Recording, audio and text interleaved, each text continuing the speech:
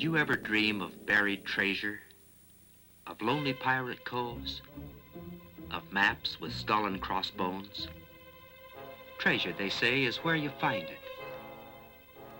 For it's not so much where you look, but how that counts. The whole universe is one vast, overflowing treasure chest.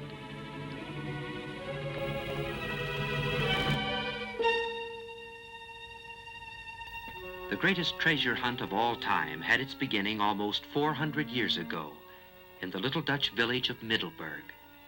For it was here that Jan Lippershey and Zacharias Janssen gave to the world the telescope and the microscope.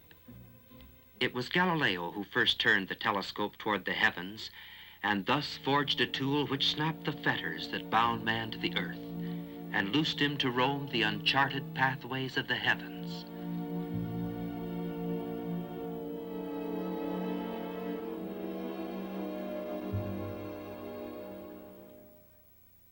The telescope grew rapidly in size and in importance in shaping the thinking of man.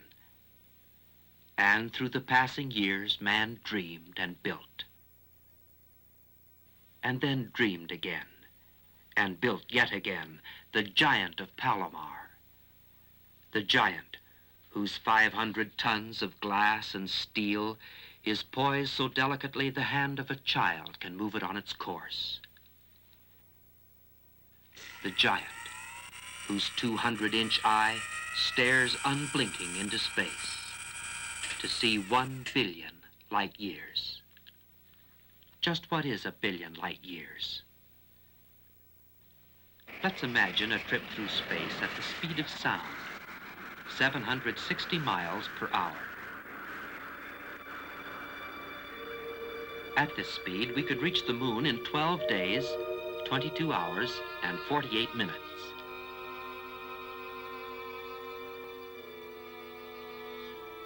To reach the sun would require 5,040 days, or almost 14 years. But to reach the nearest star, we must travel on day and night for 3,800,000 years. If we were to continue at this speed for another 75 billion years, we would come at last to the limits of our galactic system, or our universe. And from this vantage point, we would see in the depths of space beyond a tiny hazy object. Here we discard our jet plane for a beam of light and hurtle on through space 1,000,000 times faster than the speed of sound, 186,272 miles each second. And after traveling at the speed of light for 1,000,000 years more, we find ourselves in another universe, composed of 100 billion other stars.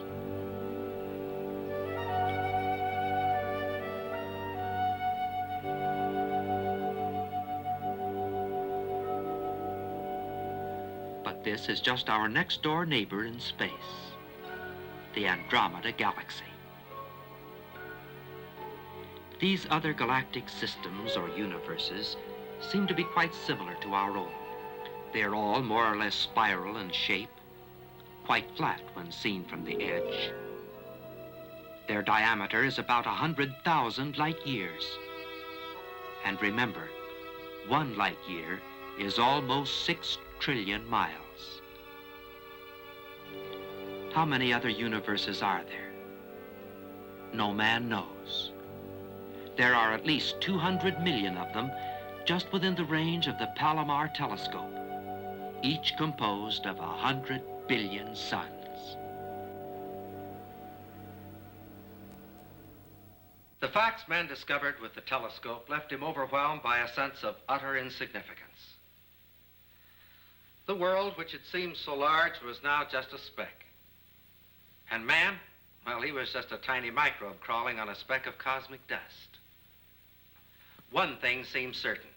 Man was far too small for God to care anything about. You know, partial knowledge can be a dangerous thing. If a man were to keep his eye glued to a telescope all the time, for example, he could get all sorts of weird ideas. For you see, the telescope gives us just half the picture. It is interesting to note that the telescope and the microscope were born at the same time and in that same little Dutch village. For while Jan Lippershey was building the first telescope, Zacharias Janssen was creating the instrument which unlocked the fabulous treasure of little things. Thousands of years ago, Job asked, "Hast thou entered into the treasures of the snow?" Treasures in snow? Yes, treasures of beauty. Art treasures, rare and priceless, yet free to all.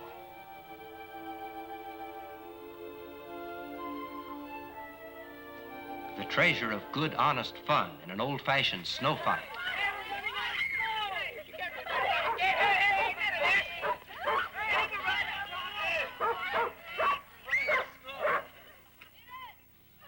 But there are other treasures, too.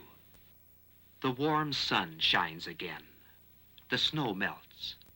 Drop adds to drop, rivulet to rivulet, pouring into streams, tumbling, cascading down the mountainsides, hurrying to its destiny, to be channeled at last into irrigation systems, and then bubble forth to soak into the ground with all its life-giving wonder, and at the call of thirsty roots to rise again and erupt into a miracle of life.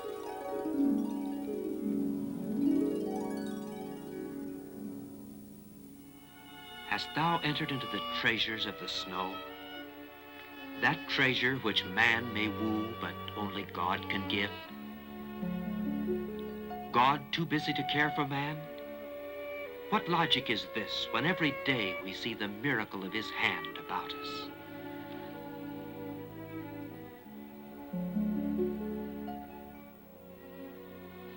Could it be that there is yet another treasure in that snow? A treasure hid from all but careful eyes, open only to patient seekers after truth? Yes, and it's worth more than all the gold and jewels of men.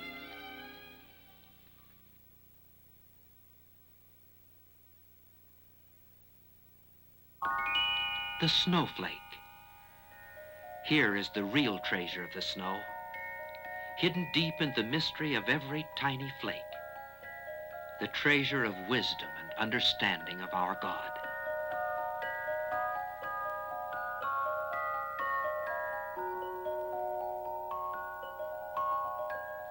How many snowflakes on a mountainside? Man could not even name their number. God could have made them all the same, all a shapeless mass. Yet he chose to make them each a wonderful mystery, all perfect, all fashioned about the same basic six-sided pattern, and yet all different. Perhaps that he might reveal to man his infinite concern for little things. How could God care for man? How could he help but care?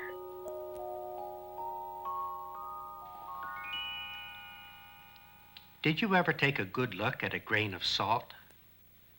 That single grain is composed of billions upon billions of particles, so small that if we put 1,000,000 of them in a pile, we couldn't even see the pile, not even with a microscope. Now, put a drop of water on the grain of salt. Warm the slide just a bit.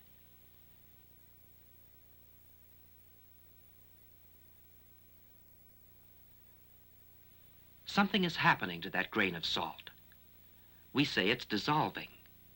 Millions of those tiny invisible particles are breaking away from the grain of salt and mixing with the molecules of water, so the salt grain just disappears. But now, as the slide is cooling, let's turn to a higher power. When the water cools just enough, scores of tiny little gems appear as from nowhere.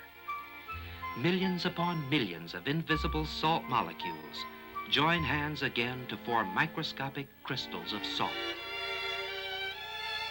Treasure in the commonplace.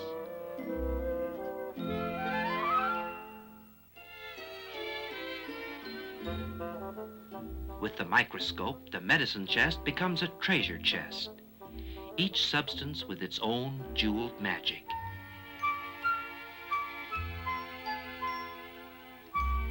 In that cough syrup, you may find turpin hydrate, which produces long, slender crystals that form at precise angles, which identify these crystals from all others. Your favorite eye wash probably contains zinc acetate, each crystalline substance producing its own characteristic crystal.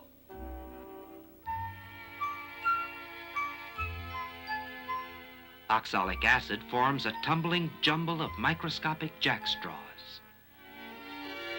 Hydroquinone, a forest of shimmering needles. Most crystals are microscopic in size, but there are exceptions. Rock candy starts as invisible sugar molecules which build together to form microscopic sugar crystals. And then, if there is a constant supply of sugar molecules and a constant temperature, will grow almost indefinitely. You may have seen these giant sugar crystals in a jar of jelly that was left in a forgotten corner of your cellar shelf. An ample supply of molecules, even temperature, and centuries of time. These are the ingredients that have transformed the heart of the earth into a storehouse of endless treasure. Treasure that has drawn men as by a strong magnet into the dark recesses of the earth. Cave explorers, speleologists they're called, spelunkers if you know them well. Men for whom the call of strange adventure is loud and clear.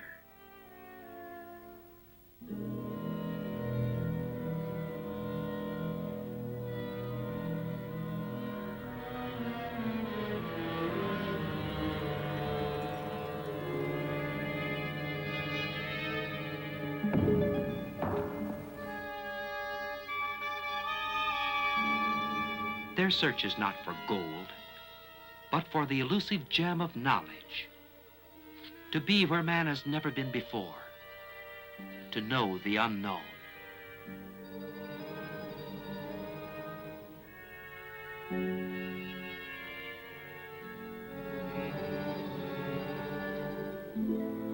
The grotesque figures which lend such eerie quality to limestone caves are formed by water. Not carved by tumbling torrents, but built quietly through the passing centuries by the steady dripping of water, saturated with dissolved limestone. While each shimmering drop hangs for a fleeting second, it evaporates imperceptibly, leaving behind a few tiny molecules. This action forms the stalactite from above. Similar action forms the stalagmite on the floor of the cave. Just as the crystals formed in that glass of jelly forgotten on the cellar shelf, so through the passing years, crystal formations of indescribable beauty and wonder have been building, molecule upon molecule, in the dark corridors of the earth. Some men climb to mountaintops. Some descend to hidden depths. But whether they reach up or down, they find the wonder-working hand of God has gone before.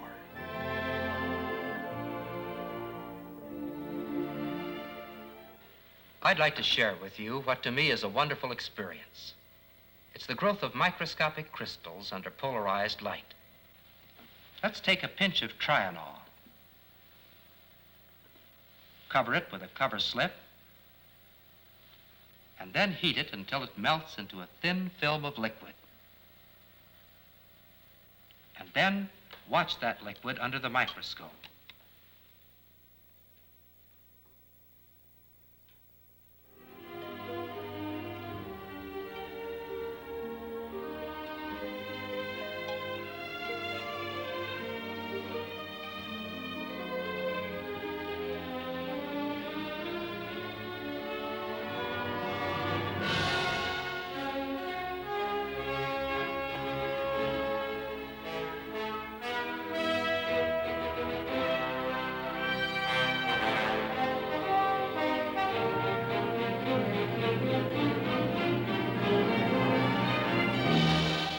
some chemicals, the crystals form very slowly. With others, they form almost instantly. And they are all different, because the invisible molecules are different. Each substance shows its own special form and beauty.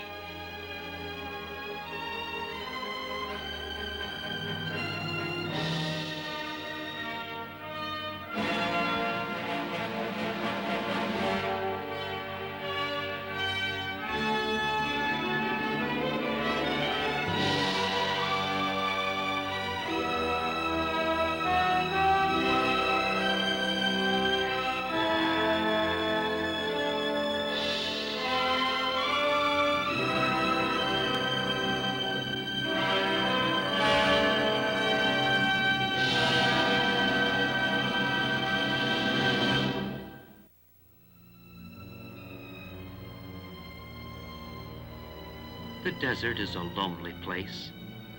God-forsaken, we sometimes say. A place of desolation and death. The old prospector has spent his life in these burning wastes in search of treasure, always hoping someday to strike it rich. And yet, day by day, he has trampled underfoot a priceless treasure he never dreamed was there. A treasure brought to light but recently by the careful searching eye of science. The microscopic flowers of the desert. Belly plants, they're somewhat inelegantly but quite appropriately called. For they are planned by God for big men. Men big enough to stoop low to marvel at God's care for little things.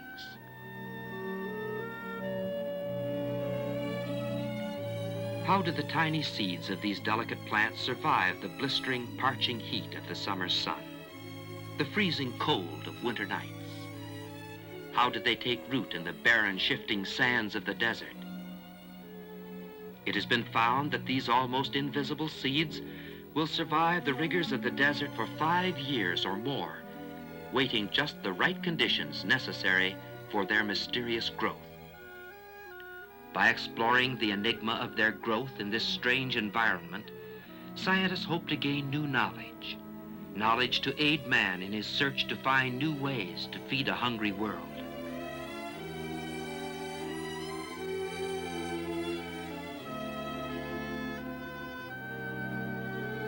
God-forsaken? Not so long as myriads of wondrous plants lift their tiny heads to heaven in witness to God's care for little things.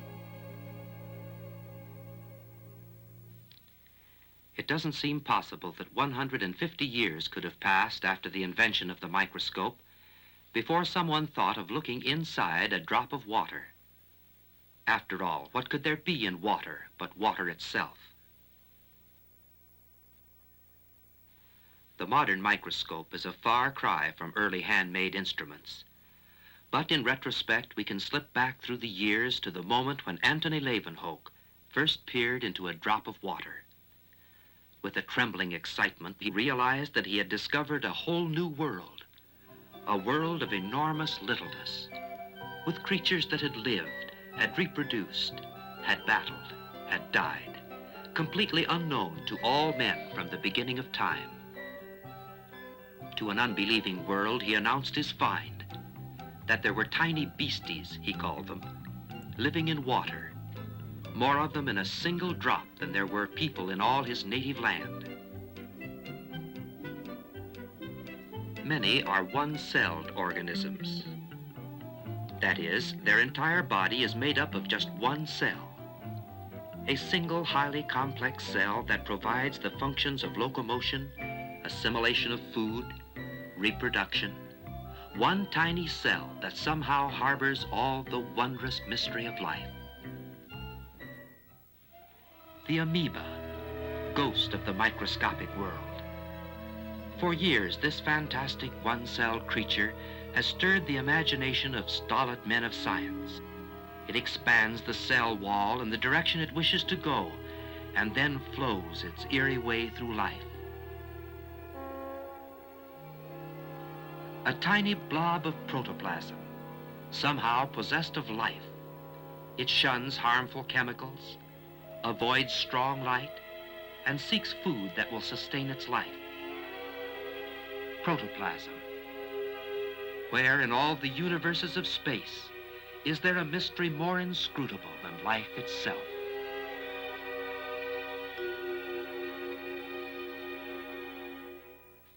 We've had a little glimpse of what can exist in a single drop of water. But stop and think. There are 117,000 drops in a gallon. 1,100,000,000,000 gallons in a cubic mile. And there are 400 million cubic miles of water on the Earth. Scientists from the University of Southern California show keen interest in all life found in the sea. But none is more important than the microscopic plants and animals trapped in the gossamer web of a plankton net. For here again, the real treasure is in little things. Most of us are apt to think of microscopic life only in connection with fresh water. But a drop of seawater is even more prolific. The amount and variety of microscopic life in the sea is vast beyond all comprehension. This little fellow, who seems to be practicing a juggling act, lives in a hollow tube. When he decides to go someplace, he works his way carefully to the end of the tube, starts his outboard motor, and swims off, glass house and all. Even the microscopic world has its comedians. And these little fellows are just about as funny as they come.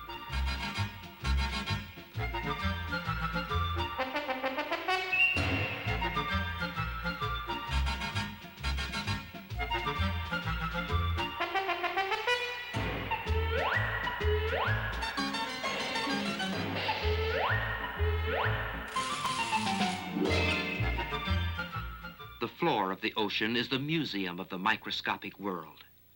For it is here that countless billions of creatures that have lived and died have left a fabulous record of their existence.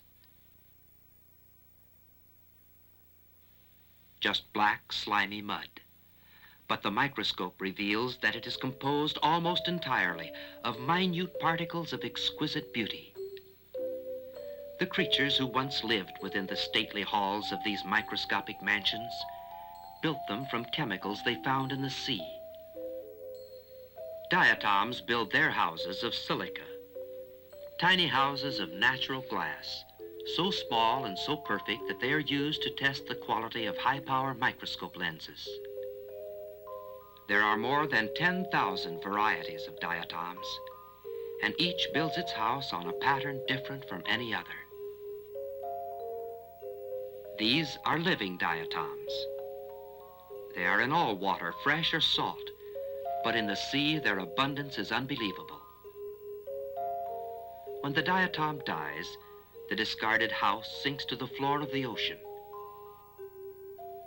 Impossible though it may seem, this 100-foot cliff is composed almost entirely of diatoms. In one thimbleful of this diatomaceous earth, there are more than 14 million diatoms. How many diatoms in one scoop of a power shovel? If man should try to count them, numbers would lose all meaning. And remember, every one of them was once a living thing, an object of the Creator's care. This area was once covered by the waters of an inlet from the sea. Waters in which diatoms lived and reproduced in fantastic numbers. When they died, their tiny houses sank to the bottom, leaving a deposit of almost solid diatoms, 5 miles square and 1,400 feet deep. The God who can form a galaxy of 100 billion flaming suns and hurl it into space must be a God of infinite power. But a God who can create tiny living organisms and somehow endow them with the architectural genius and ability to fashion these microscopic mansions must be capable of infinite concern for little things.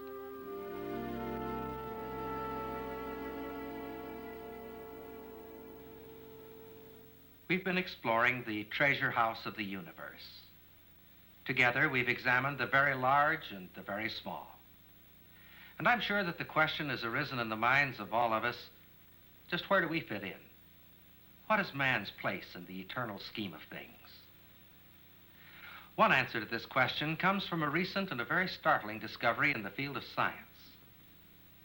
If we were to take the smallest object known to science, a subatomic particle, which is something of the order of a billionth of a trillionth of an inch in diameter, and place it at one end of a chart, and then take the largest object we know anything about, a stellar galaxy, like our own galaxy, and place it at the other end, we would find that a man of average size would be right in the center of that chart, exactly halfway between the infinitely large and the infinitely small. I suppose that a mathematician would say that man is the mean proportion in the universe. Does God care for man? The question seems just a little foolish now, doesn't it? Of course he cares. If God would stop caring, that moment we would stop living. But God's concern extends beyond just our breathing and the beating of our heart to the deepest need of our life. From the Bible, we find that God's greatest concern is our spiritual welfare for all eternity. And in the Bible also, we find that he has made ample and wonderful provision for all of us. For God so loved the world that he gave his only begotten Son, that whosoever believeth in him should not perish, but have everlasting life. What is the greatest treasure in life? To know God, not just as creator of the universe, but as our personal Savior, our Heavenly Father. This priceless treasure is within your grasp if you'll just reach out the hand of faith and take it.